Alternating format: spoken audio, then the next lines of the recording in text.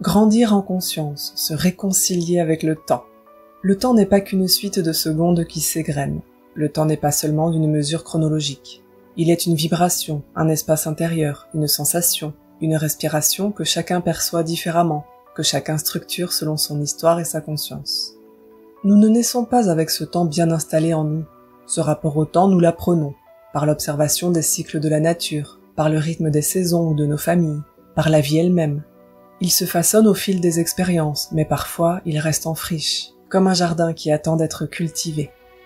Quand l'individu s'égare entre hier et demain, beaucoup de nos difficultés viennent d'un rapport déséquilibré au temps, une peur inconsciente du lendemain, une tendance à se réfugier dans le passé, une incapacité à habiter pleinement le présent, comme si une part de nous flottait dans un espace invisible, désincarné, entre deux mondes. C'est souvent le signe que notre système intérieur n'a pas appris à faire confiance au rythme de la vie. Il doute encore que le soleil se lèvera demain. Il s'inquiète sans cesse, incapable de s'enraciner dans ce qui existe, le présent, seul espace où la réalité est possible. L'énergie suit la conscience.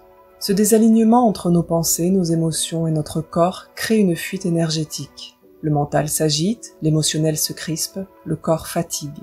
Et pourtant, l'énergie est là, elle ne manque pas. Elle est juste mal orientée. C'est comme si l'on avançait avec le pied sur l'accélérateur et l'autre sur le frein. L'individu veut, mais la peur retient. On rêve de changement, mais on reste figé. Car poser un acte clair, une décision incarnée, c'est s'engager. Et s'engager, c'est dire oui à la vie. Accepter le changement comme une étape naturelle. La vie est faite de transitions. Elles ne sont jamais parfaitement confortables, mais elles sont nécessaires.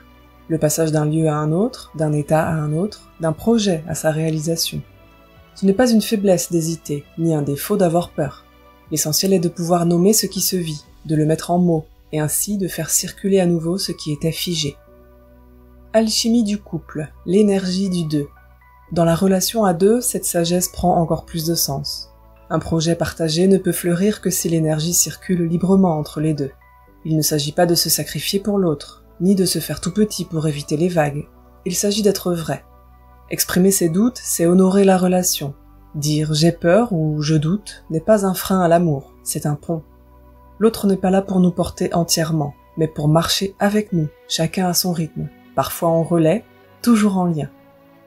Revenir à l'essentiel, présence et mouvement. Ce que la vie nous demande n'est pas la perfection.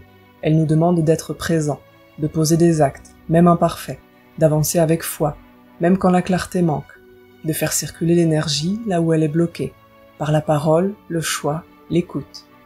C'est dans cet espace de vérité que la transformation devient possible, là où la conscience rencontre le réel, là où le temps reprend son cours naturel, là où l'on cesse de fuir l'inconnu pour mieux danser avec lui. Tant que le présent n'est pas habité, l'avenir reste un mirage.